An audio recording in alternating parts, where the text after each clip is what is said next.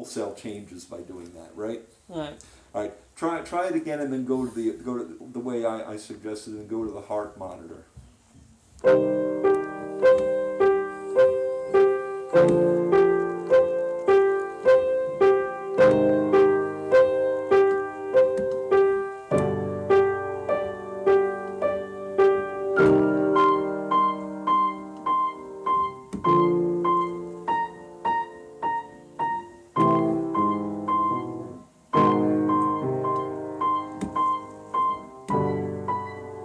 Yeah. Okay.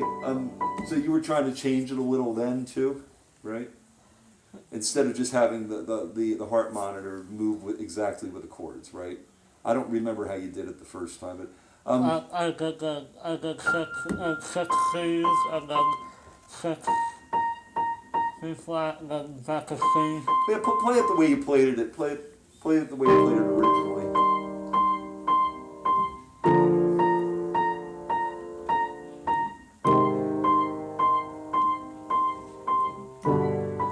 Okay. Can you move over for just a second and let me? Yeah, to your right, okay? This won't take long. Again, just a suggestion. And this part I did like a little, liked a little bit. Oh, I didn't know you guys had a cat. Yes. Hello.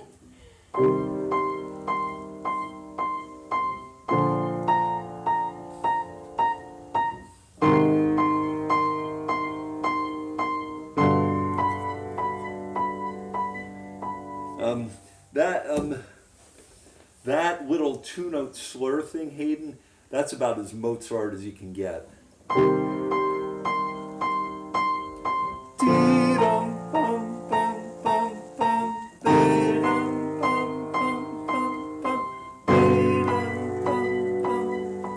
Yeah.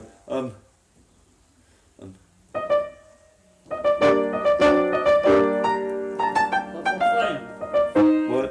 Purple flame.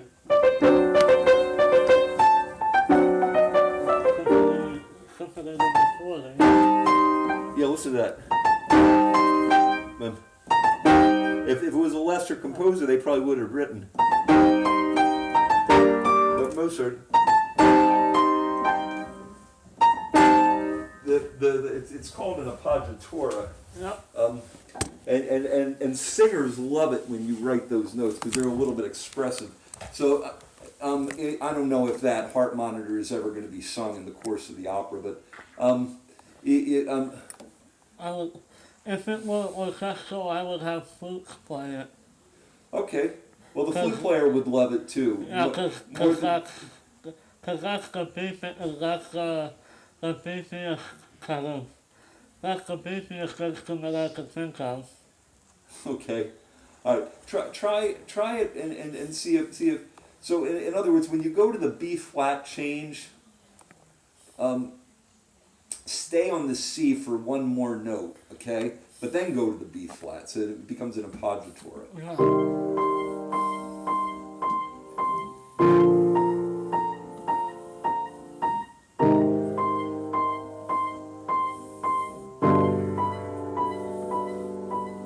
What do you think? Yeah, I could use that. Yeah, I like that. I mean, I think by the time you've had four strokes on it on the C, 4 beats.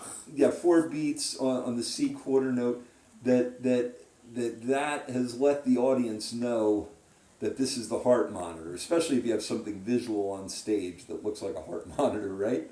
Well, I don't know if because the heart monitors, when you hear heart monitors in a hospital building in a movie, they're just sound effects in the background. The sound effects what? They're just sound effects in the background. Yeah, but as long as it sinks into you got to always consider your audience. It's sinking into them that this is a heart monitor, and who knows what the staging of this, what kind of production values you'll get. But anyway, go ahead and take it from there and keep going, okay? And for the siren, Yeah, take it from the siren.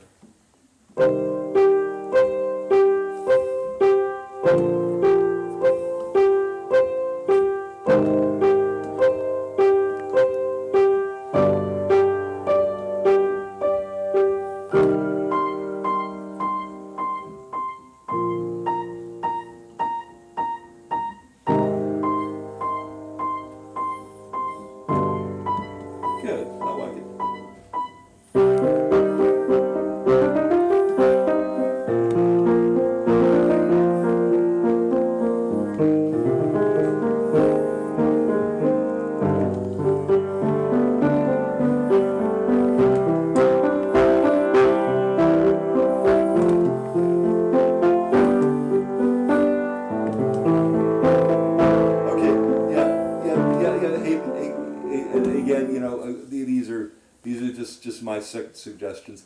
When you go to the melody, how about altering your accompaniment there and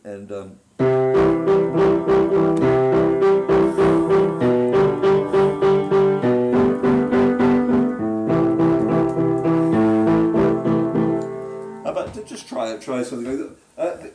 My point is that the broken arpeggio between the hands sounds good. I like it. You know, where they're walking down the hall, right? Yeah. I think that sounds good. But then it starts just being too much of a good thing. By the time you get to the C, you want to break it up and even give it a little forward momentum with the chunks and the eighth notes in the left hand. Just try it and see what happens.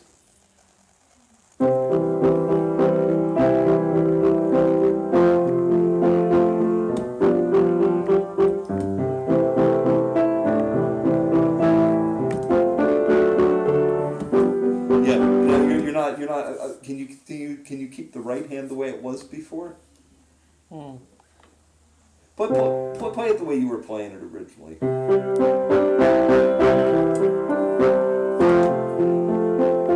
Okay, yeah. Ba da di do de da do di di dum. Or and see it. Just play the right hand by itself.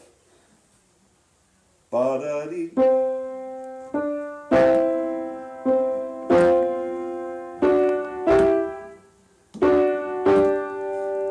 I think you were doing more than that. Do it with both hands now, because it's confusing. You taking your left hand away.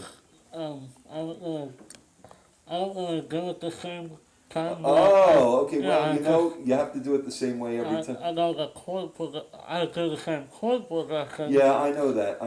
But when you have the performance of this, for both the conductor's sake and the pianist's sake, you will need to have it the same way every time. Are you aware of that? I mean, the only way that it could happen the other way is if you are both the pianist and the conductor, How do you tend to do that? what's that? Can you do that? Is Uh, that possible? You could not do that, unfortunately, it's because of you would need sight to be able to do that, because you have to cue singers, right? You have to cue them, and you have to be able to give them a beat and a tempo, and I hope I'm not saying something disappointing, but as you know. It's a very hard thing to do. I've seen people playing instruments and conduct at the same time, and usually they don't do well at either job. Does that make sense? If one of the jobs suffers. Yeah. There's a guy at Glen Elg High School where my kids went to school. Yeah, we went there. Oh, that's right. Well, he was the voice guy who had been on the road with one of the Andrew Lloyd Webber shows for like 13 years, and he conducted. Phantom of the Opera? No, it wasn't Phantom of the Opera, but he conducted from the piano, and Ross did a really good job of And you it. basically have to do like head nods. Well, yeah. And maybe every once in a while. I've actually been once a month. I've been doing arrangements at a church, and I have to both conduct and play, and I am absolutely terrible at it. But I'm not a good conductor. That's that's one thing I got bad grades in. Anyway, Hayden, no, there would be too much visual contact for you to be able to do it.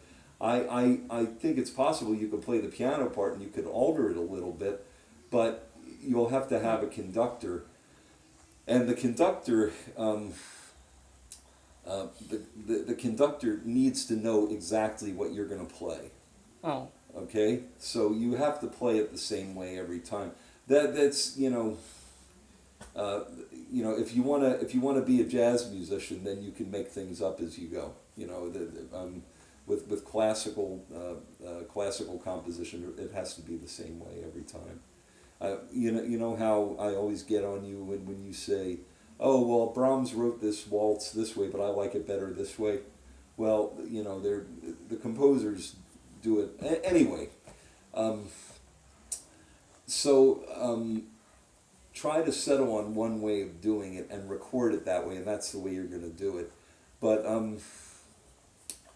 go ahead and play that section, the major section, the way you're gonna.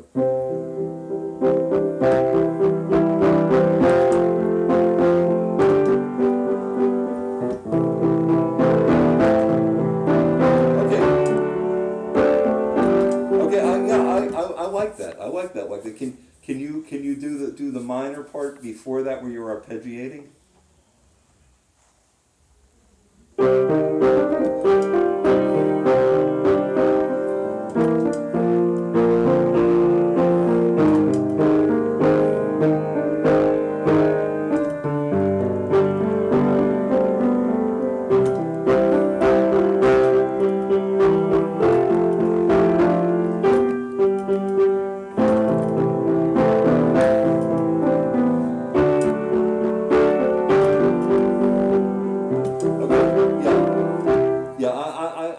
I like it. I like it like that, just for variety in your accompaniment texture, right, Hayden?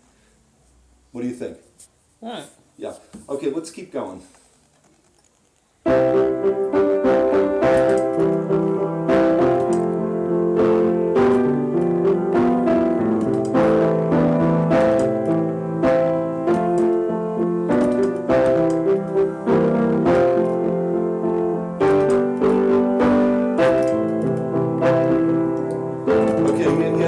Right there, where you go to the A minor chord. Try it in the second inversion so it voice leads a little better.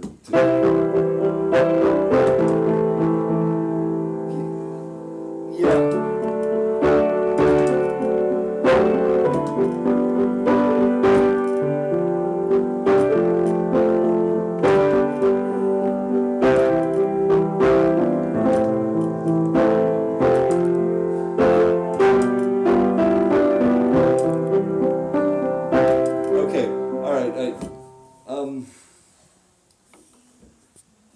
Let's experiment a little bit with appoggiatures again, with having a little bit, and it's not. I'm not talking about chromatic dissonance, right?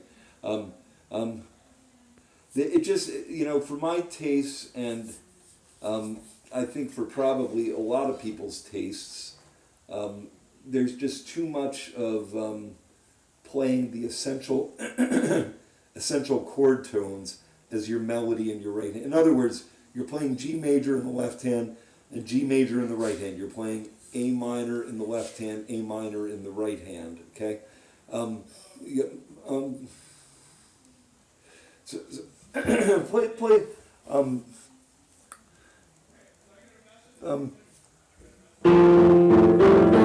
Can you take it from where it goes to like the 4 chord? I'm not sure exactly where it goes to the F. Take it from the beginning of this whole part.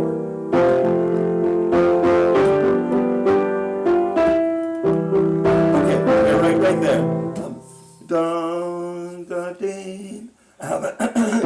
Instead of going directly, stop. Let me finish again. Well, that might be okay. That chromatic passing note. Dum da dum dee bum ba dum. A little 2-note slur. So when you go to the F, you have the E. The C chord. Back to the C chord. You have the F E 4/3 suspension. Okay. So play it from the beginning of there, and you'll see.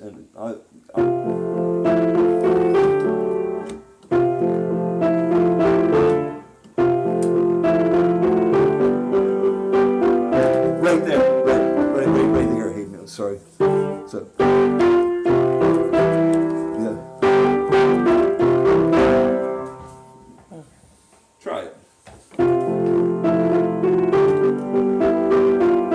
No. Do-de-da-da-dum.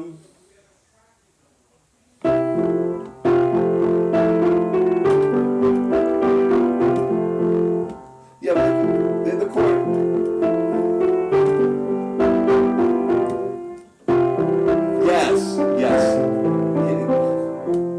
Yes. Try that again and see if you like it.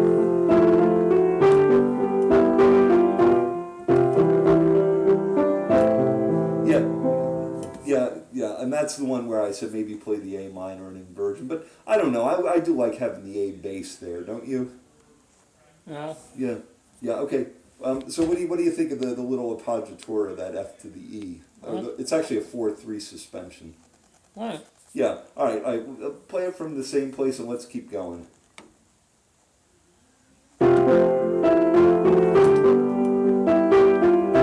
No. That's where I was talking about going to the F, right?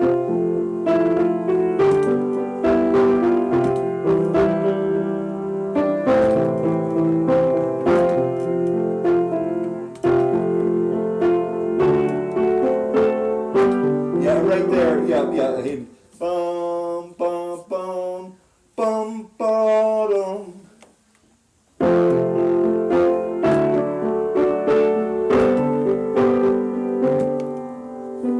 Yeah, try that again. I like it. Try the dum ba dum.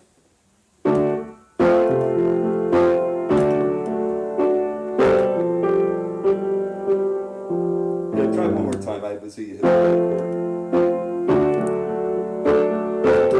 Yeah, you keep hitting a C with your thumb in your left hand and your right hand.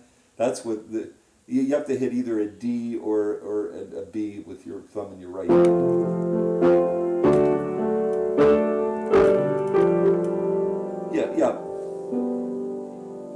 Yeah. Well, what do you think? What do you think of the suspension there? What do you think? Possibly, maybe. Yeah, possibly. Okay. All right. Let's do that and then keep going. Okay.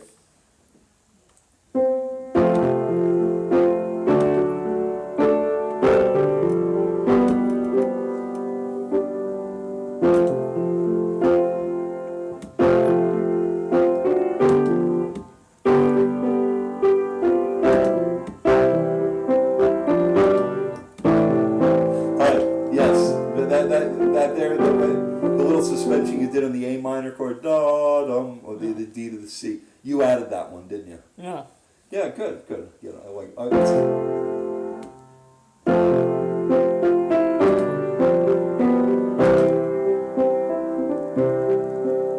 And here's where I go to my Yeah, opera. to the opera excellence. quotes. Yeah, go ahead. Let's play this part.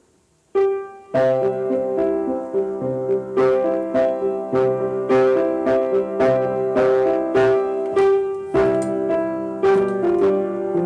right, since you're so excellent with the keys and knowing the chords and the keys, why don't we do this part since this is coming from somewhere else, right? Suddenly we're not in the hospital anymore, right? Suddenly we're in your brain saying, wasn't opera beautiful at one time with these great beautiful melodies, right? Yeah. That's where we're going. Why don't you take it to a different key there? So how about go to the key of A flat? I'm sorry, E flat. And so you cadence like, and then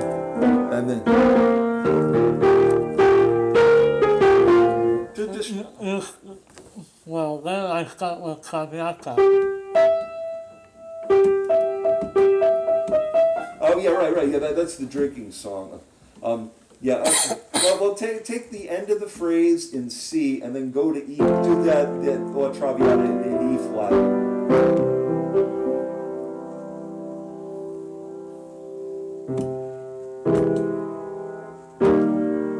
Yeah. Hey, you don't have to have a transition chord.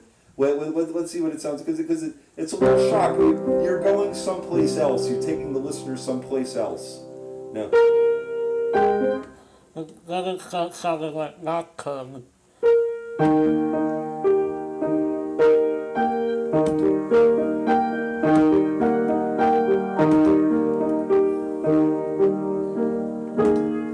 Yeah, you're talking about the famous Chopin nocturne. Yeah.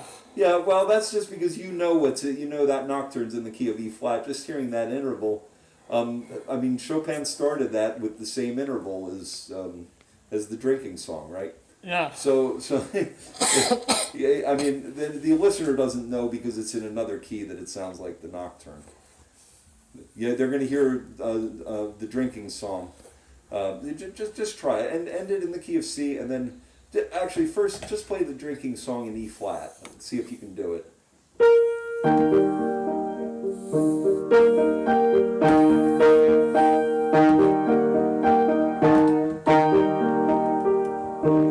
Now, doesn't it go to a dominant chord there? It doesn't stay on E flat for da do ba 5 chord da do, right? Well, then I go into the mobile Yeah, for a well, couple I months. maybe you do, but you got to have the right chords with this. But play it in E flat again, and I'll tell you where the change I think comes.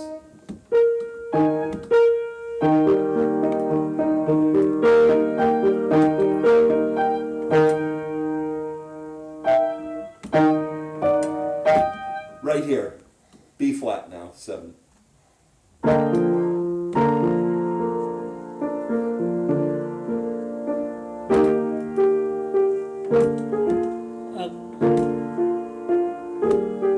Well, instead of doing, I was just thinking of just Yeah, all right, I got you. Okay. Here. Try this. Listen.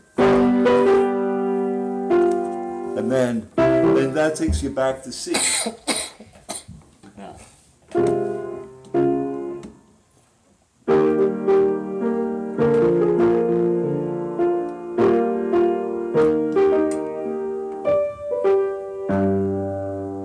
Yeah, maybe 2 bars in the G chord. Yeah.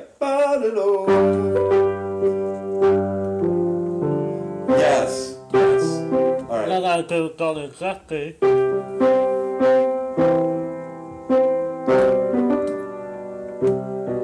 And then I do Mozart guns of Henry.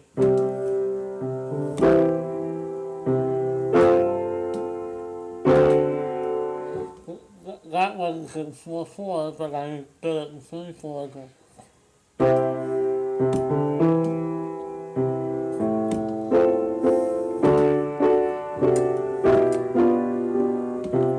Okay. All right. Yeah. Yeah.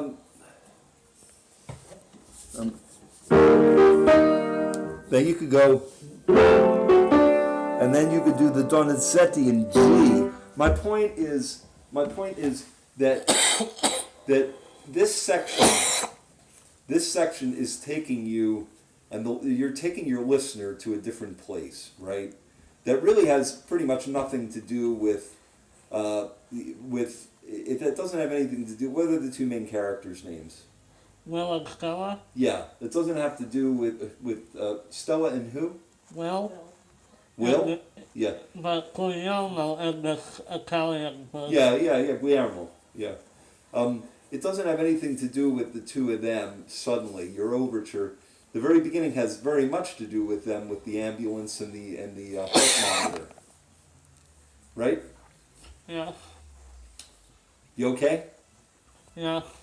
All right. The opening doesn't, it really has everything to do with them, and then all of a sudden you're taking the listener to a different place. So I think for the entire duration of this opera quoting section, because you're taking your listener to a different place, and plus it'll be more interesting to listen to, use different keys. Go to different keys, okay? What do you think? Well, I could do that. And then you set it up, with a G7 somewhere at the end to get you back to C. Okay? All right. So let's say the whole quote section, the opera quoting section is done. Okay. Then what happens? Well, I end with the soprano duet from There's a Figaro. And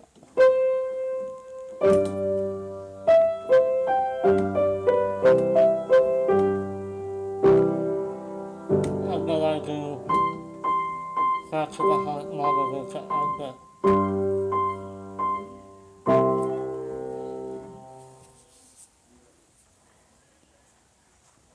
So it's Okay, the heart yeah. monitor sound that brings them Yeah, back. yeah. So you're doing the Figaro thing in C still. Go back. Go to where the heart monitor comes in again. After the Figaro. After Figaro. Okay.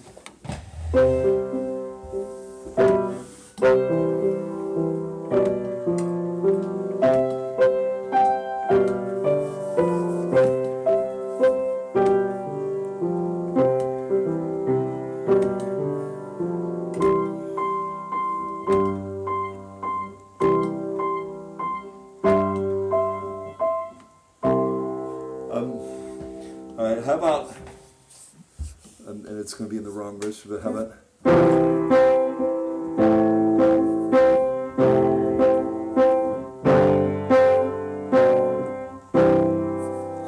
Go ahead. Try that.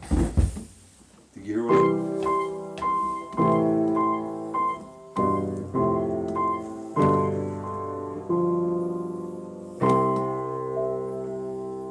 Yeah, yeah, yeah.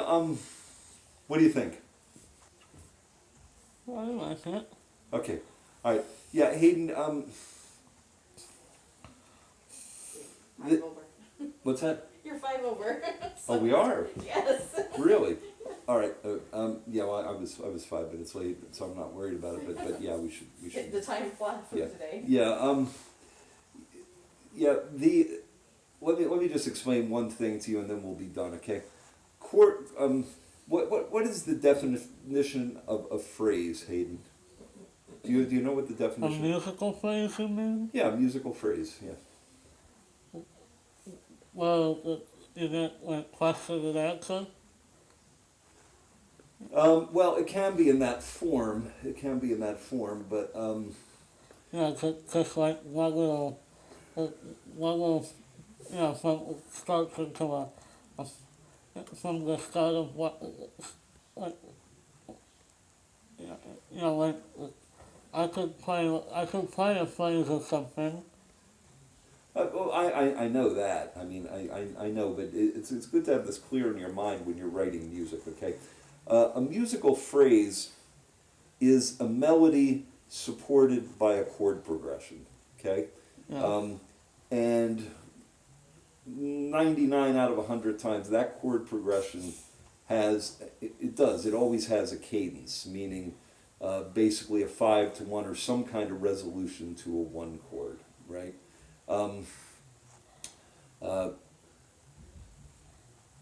Yeah, stand to the side for just a second. I'll just.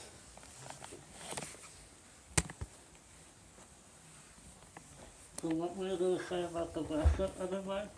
Yeah, well, we're not going to have time to. So when the Mozart, I was just talking about.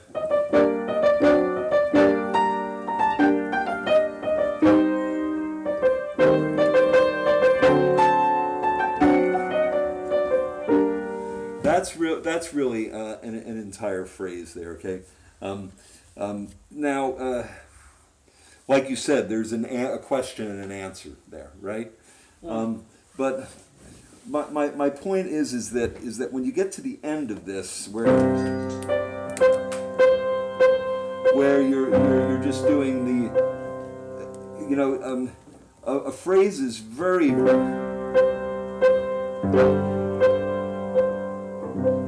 At times you might want it to be that simple, but go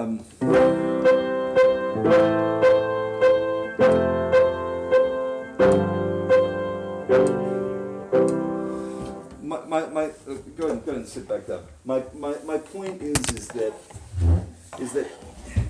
the audience, you know, 90% of people in the audience are not going to know whether you're doing a 1 chord, a 4 chord, a 5 chord, or a 6 chord, right? And they're hanging on to melody. But the underpinning of the harmonic progression, of the chord progression, underneath a phrase is really what gives that phrase its life, okay? Without the chord progressions, the phrases, you know, Mozart's Figaro would never have been a hit with a real simple, boring chord progression or lack of chords. So And I'm not saying all your stuff is like that, but there are places where I get the feeling that you've just kind of said, okay, this is good enough with the chords. I like the effect and I like the melody. I'd really like you to really get into exploring your chords a lot more, even if it's just 1, 2, 3, 4, and 5 chords and 6 chords within a key. It doesn't have to be anything exotic or crazy. And I know we talked about secondary dominance with your recit last time, right? Last time we worked in the opera. Okay, so I'm just trying to put a bug in your ear to maybe do a little bit more, and maybe you'll come to the conclusion you want to leave it the way it is, but do more experimenting with your chord progressions, okay? Alrighty? Right. Okay, now, So what were you gonna say with the lesson? well, we didn't get to it today, and the lesson is over. The overture it was very important for us to discuss what we did, so I think it was good use of the time. Let's next time I see you, 2 weeks, it's gonna be your classical piano stuff. But if you want, I'll do this as a reward. The last time I remember we butted heads a little bit because you had not done terribly much with the Mozart, and you were just kind of making up some left-handed stuff.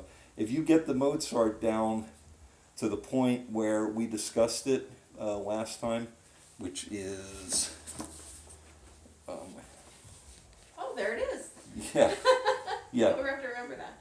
yeah oh, and here's the Yeah. there's the libretto. Okay, you did you You're okay? Mm-hmm. yeah where did we just get this down to where it goes ba-dum ba-dum? Yeah. That's where we got it to, right?